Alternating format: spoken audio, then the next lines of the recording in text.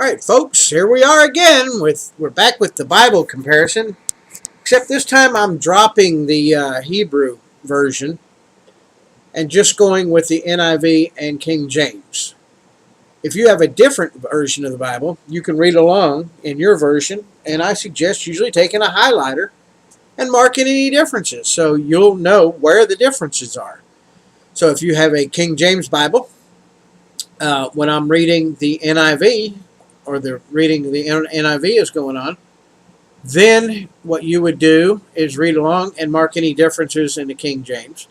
If you have a NIV, you would read along with the King James and mark any differences in the NIV. I don't think I messed that up, but you know what I mean.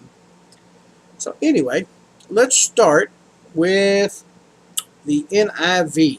And I'm going to be reading along here in my King James Version, and we'll see what it has to say. Genesis 16. Now Sarai, Abram's wife, had borne him no children, but she had an Egyptian slave named Hagar. So she said to Abram, "The Lord has kept me from having children.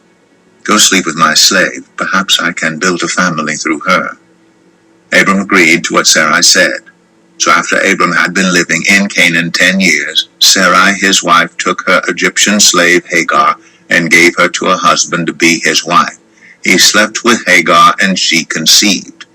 When she knew she was pregnant, she began to despise her mistress. Then Sarai said to Abram, "You are responsible for the wrong I'm suffering. I put my slave in your arms, and now that she knows she is pregnant, she despises me. May the Lord judge between you and me." "Your slave is in your hands," Abram said. "Do with her whatever you think best." Then Sarai mistreated Hagar, so she fled from her. The angel of the Lord found Hagar near a spring in the desert.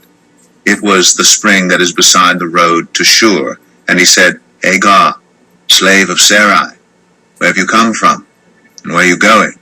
"I'm running away from my mistress Sarai," she answered. Then the angel of the Lord told her, "Go back to your mistress and submit to her."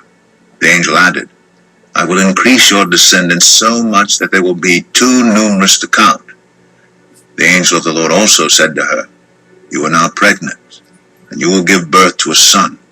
You shall name him Ishmael, for the Lord has heard of your misery. He will be a wild donkey of a man.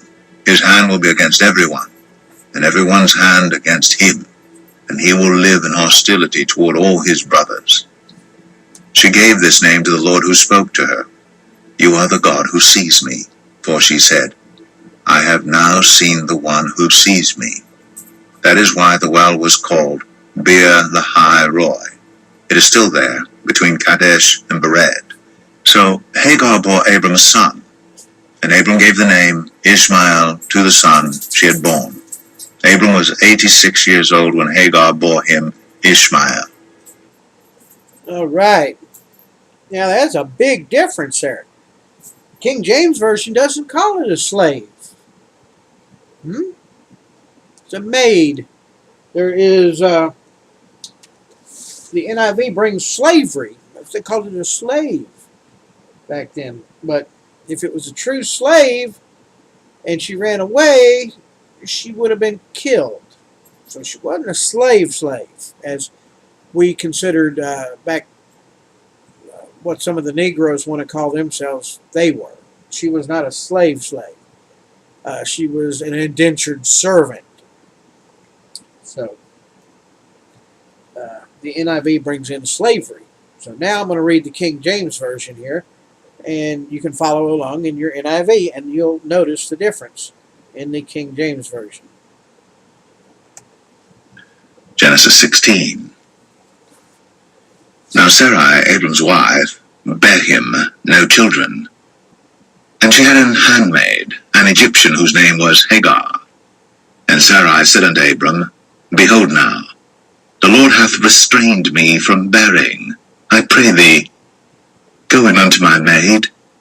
It may be that I may obtain children by her." And Abram hearkened to the voice of Sarai.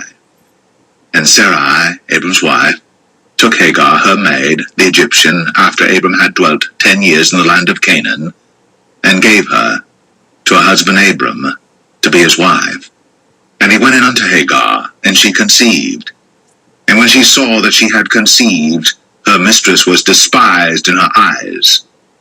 And Sarai said unto Abram, My wrong be upon thee. I have given my maid into thy bosom, and when she saw that she had conceived, I was despised in her eyes. The Lord judge between me and thee. But Abram said unto Sarai, Behold, thy maid is in thy hand. Do to her as it pleaseth thee. And when Sarai dealt hardly with her, she fled from her face. And the angel of the Lord found her by a fountain of water in the wilderness, by the fountain in the way to Shur.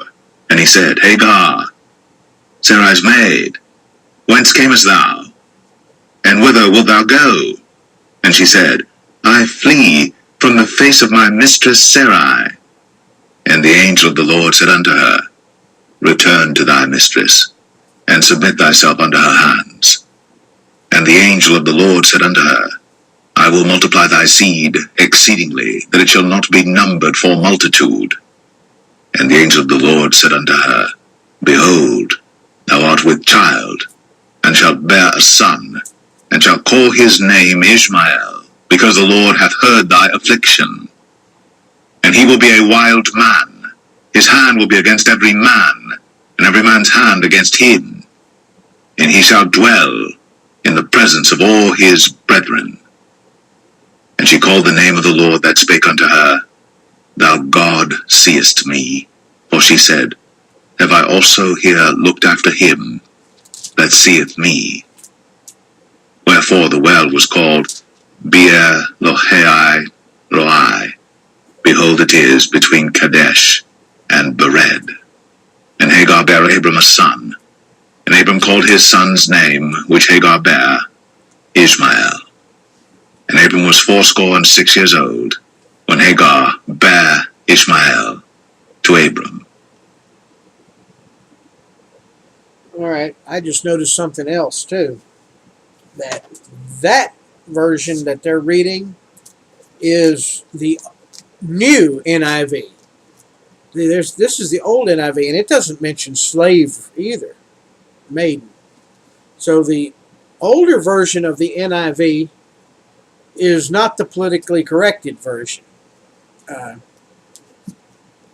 think this was the 1984 version NIV, and politics took over in the 2011 version of the NIV. So the 2011 version is garbage, folks. I can tell you right now, it's been politically done. So if you're going to get the NIV, I'd recommend the older version.